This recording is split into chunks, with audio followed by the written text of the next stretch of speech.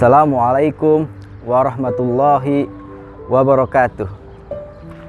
Alhamdulillahirabbil alamin. Allahumma shalli wa sallim ala sayyidina Muhammad al-barzakhi bainal ahadiyati wal wahidiyah wa bainal butuni waz zuhur sirri tajalil a'zam. Ahmadul bidayati wal bisarah, Muhammadun nihayati wal hidayah, Mahmudis sirati was sarirah, Mustafal inayati war riayah, wa ala alihi wasallim adada kamalika wa kama yaliku bikamalih, amma ba'd. Alhamdulillah, puja puji syukur kehadiran Allah Subhanahu wa taala yang mana telah memberikan kita nikmat, yakni nikmat Islam, nikmat iman, serta nikmat sehat walafiat, sehingga kita bisa bertemu dengan bulan yang agung ini, yakni bulan suci Ramadan. Salawat dan salam tak lupa kita curahkan, kita hanturkan kepada seseorang yang telah merindukan kita sejak lama. Jika air mata mampu meredam rindu, maka Nabiullah Yakub tak akan buta selama merindukan anaknya. Jika syair bisa meredam rindu, maka Kais tak akan majnun pada Laila. Jika kerinduan sudah melampaui batas kata-kata, maka sudah jelas kerinduan Habibil Mustafa sallallahu alaihi wasallam kepada umatnya. Semoga kita selaku umatnya diberikan syafaat di hari kiamat nanti. Sahabat Qadrun Nada yang dirahmati Allah, alhamdulillah kita sudah berada di kota Kairo, di daerah yang bernama Qoropa Kubro atau di bawah kaki Gunung Muqottom. Di depan kita sudah ada makam wali min auliyaillah, sahibul hikam. Beliau adalah Syekh Tajuddin Abul Fadl Ahmad bin Muhammad bin Abdul Karim As-Sakandari Al-Zazumi Al-Maliki As-Sajili, atau sering kita sebut dengan Imam Ibnu Athaillah As-Sakandari. Nama Skandari diambil dari tempat lahir beliau, yaitu Iskandaria atau Alexandria. Beliau adalah pengarang kitab yang cukup populer di kalangan pelajar yang bernama Al-Hikam. Al-Hikam yaitu jamak dari hikmah, karena kitab beliau yang berisi hikmah-hikmah. Al-Imam Ibnu Athaillah Iskandari, beliau lahir di kota Iskandaria, kota tempat peradaban, kota berkumpulnya para ulama.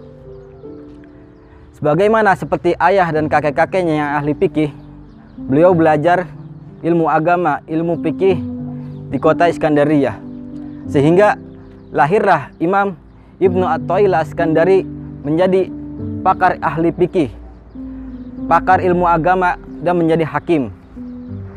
Sebagaimana beberapa fuqaha yang lainnya, sering terjadi ketidakpahaman antara ahli fikih dan ahli tasawuf, karena ada beberapa kalimat yang muskilah yang dipandang oleh ahli fikih, sehingga Al-Imam Ibnu Athaillah Iskandari sama seperti fuqaha pada zamannya, tidak menerima ahli tasawuf atau sufi. Akhirnya muncullah gejolak di dalam hatinya. Beliau bertanya-tanya, kenapa saya tidak menyukai tasawuf? Kenapa saya tidak menyukai sufi? Padahal saya belum bertemu langsung dengan mereka, saya belum pernah belajar langsung dengan mereka. Akhirnya dipanggillah beliau Al-Imam Ibnu Athaillah Iskandari ke majelis sufi pada zamannya, yaitu Syekh Abu Abbas Al-Mursi. Syekh Abu Abbas Al-Mursi, beliau adalah orang yang pernah mengatakan, seandainya saya tidak pernah melihat Nabi Muhammad SAW sesaat, maka saya tidak menganggap diri saya sebagai seorang mukmin. Nah, ini adalah kata yang mungkin cukup muskilah di kalangan kaum fikih. Kenapa beliau mengatakan seperti itu? Karena beliau mengamalkan sholawat di setiap harinya sebanyak 50.000 kali. Bagaimana Rasulullah lupa kepada umatnya yang mengucapkan sholawat sebanyak 50.000 kali sehari kepada beliau? Akhirnya datanglah Imam Ibnu Athaillah Iskandari ke majelis beliau. Di hari pertama Syekh Abu Abbas Al-Mursi mengajarkan bahwa jalan yang harus ditempuh untuk menuju Allah adalah, yang pertama adalah Islam, yang kedua adalah iman, dan yang ketiga adalah ihsan. Akhirnya Imam Ibnu Athaillah Iskandari mengatakan, ini ajaran yang dibawa oleh Allah dan Rasulnya.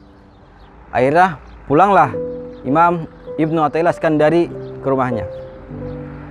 Ketika sudah malam, hati Al-Imam Ibnu Athaillah Iskandari masih bergejolak. Beliau makin cinta, makin suka kepada Syekh Abu Abbas Al-Mursi. Akhirnya tidak sampai subuh, beliau sudah datang ke majelis beliau. Beliau sudah datang ke masjid. Sesampainya di majelis beliau, beliau bertemu dengan Syekh Abu Abbas Al-Mursi atau berpapasan.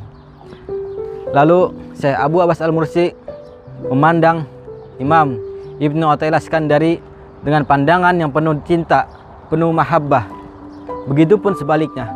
Lalu Al-Imam Ibnu Athaillah Iskandari mengatakan kepada Syekh Abu Abbas Al-Mursi, "Wallahi, aku mencintaimu." Lalu Syekh Abu Abbas Al-Mursi mengatakan, "Semoga Allah mencintaimu sebagaimana engkau mencintaiku." Sebenarnya kakek-kakek Imam Ibnu Athaillah Iskandari adalah orang yang tidak menyukai atau tidak menyukai dalam bidang tasawuf. Tapi Allah memilih Imam Ibnu Athaillah Iskandari untuk masuk ke dalam dunia tasawuf dan menjadi pakar dalam dunia tasawuf. Lalu setelah sholat akhirnya melanjutkan majelis beliau. Lagi-lagi Syekh Abu Abbas Al-Mursi membuat Imam Ibnu Athaillah menjadi kagum kepada beliau. Karena Syekh Abu Abbas Al-Mursi mengatakan bahwa seseorang di dunia ini dalam 4 keadaan. Yang pertama dalam keadaan nikmat. Yang kedua dalam keadaan musibah. Yang ketiga dalam keadaan taat, dan yang terakhir dalam keadaan maksiat. Seseorang yang dalam keadaan nikmat hendaklah ia bersyukur kepada Allah Subhanahu wa taala. Dan seseorang yang dalam keadaan musibah hendaklah ia bersabar atas musibah tersebut. Dan yang ketiga, seseorang yang dalam keadaan taat hendaklah ia melihat bahwa dia diberikan ketaatan kepada Allah Subhanahu wa taala, maka hendaklah ia bersyukur. Dan yang terakhir, seseorang yang dalam keadaan maksiat hendaklah banyak-banyak beristighfar kepada Allah, banyak-banyak bertobat kepada Allah. Akhirnya Imam Ibnu Athaillah Iskandari pun makin cinta, makin suka terhadap ilmu tasawuf. Sahabat Qatrun Nada yang dirahmati Allah, akhirnya Imam Ibnu Athaillah Iskandari semakin cinta kepada ilmu tasawuf, dan beliau tidak pernah meninggalkan majelis Syekh Abu Abbas Al-Mursi. Lalu Syekh Abu Abbas Al-Mursi mengatakan kepada Imam Ibnu Athaillah Iskandari bahwa dulu kakek-kakekmu sangat tidak menyukai kami. Akhirnya kami mengatakan, dulu datang malaikat Jibril membawa 2 malaikat dan datang kepada Nabi. Lalu malaikat Jibril mengatakan, "Ya Rasulullah, izinkan 2 malaikat ini untuk mengangkat gunung dan melemparkan kepada warga Taif. Karena warga Taif yang kurang berperilaku sopan kepada Nabi yang telah melemparkan Nabi." Akhirnya inilah akhlak Nabi Muhammad. Apa kata Nabi Muhammad? "Jangan, wahai malaikat Jibril." Tapi Nabi Muhammad malahan berdoa untuk warga Taif, yaitu doanya, "Allahumma hdi qaumi fa innahum la ya'lamun." Sesungguhnya umatku tidak mengetahuinya. Sama seperti kita. Dulu kakek-kakekmu seperti itu, lalu kita hanya berdoa, "Ya Allah, tumbuhkanlah dari sulbi mereka orang yang cinta terhadap tasawuf." Akhirnya tumbuhlah Al-Imam Ibnu Athaillah As-Sakandari Sahabat Koronada yang dirahmati Allah, akhirnya Al-Imam Ibnu Athaillah Iskandari menjadi ahli fikih dan ahli tasawuf. Beliau menguasai ilmu tasawuf, dan Syekh Abu Abbas Al-Mursi mengatakan kepadanya, kalau kamu tekun dalam mempelajari ilmu tasawuf, kamu akan menjadi ulama yang mempunyai dua ilmu, yaitu ilmu zahir dan ilmu batin, seperti ilmu fikih dan ilmu-ilmu yang lainnya. Lalu ketika Syekh Abu Abbas Al-Mursi wafat, Al-Imam Ibnu Athaillah Iskandari melanjutkannya. Beliau menjadi pakar dalam bidang ilmu tasawuf. Lalu beliau pun pindah ke kota Kairo. Di kota Kairo beliau mengajar tasawuf dan fikih. Di kota Kairo beliau mendapatkan banyak faedah dan beliau banyak mengarang kitab, dan kitab-kitabnya sampai sekarang dipelajari oleh para pelajar. Sahabat Koronada yang dirahmati Allah, sebagaimana kita ketahui bahwa Al-Imam Ibnu Athaillah Iskandari adalah wali min auliyaillah, maka banyak sekali karomah yang beliau miliki. Salah satunya adalah ketika Al-Munawi mengarang kitab Al-Kawakibud Durriyah, beliau menyebutkan bahwa ketika Sayyidi Kamal bin Humam, dan ini kita bisa melihat makam Sayyidi Kamal bin Humam, ketika Sayyidi Kamal bin Humam menziarahi Al-Imam Ibnu Athaillah Iskandari, ketika beliau sedang membaca surat Hud yang berbunyi A'udzubillahi minasyaitonirrajim wa minhum syaqiyyu wa sa'id, ketika bacaan ini terdengar suara dari dalam kubur Al-Imam Ibnu Athaillah Iskandari menjawab, "Ya Kamal, laisa fina syaqi," yang artinya di antara mereka ada yang celaka dan bahagia.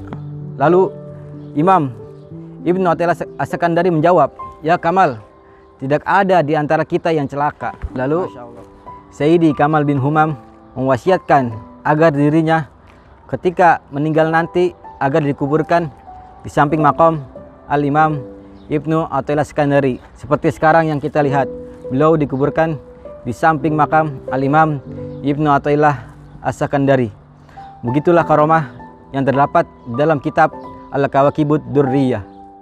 Sahabat Koronada yang dirahmati Allah, semoga biografi singkat Al-Imam Ibnu Athaillah Iskandari yang wafat pada tahun 709 Hijriah, semoga memberikan keberkahan pada kita dan menjadikan pelajaran buat kita untuk semangat dalam belajar.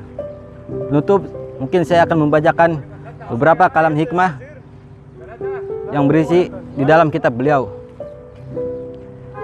Inna syamsan nahar tagrubu bil lail wa syamsul qulub laysat tagibu. Ilahi anal fakir fil gina fa kaifa la akunu fakiran fi fakri. Ilahi anal jahil fi ilmi fa kaifa la akunu jahulan fi jahli.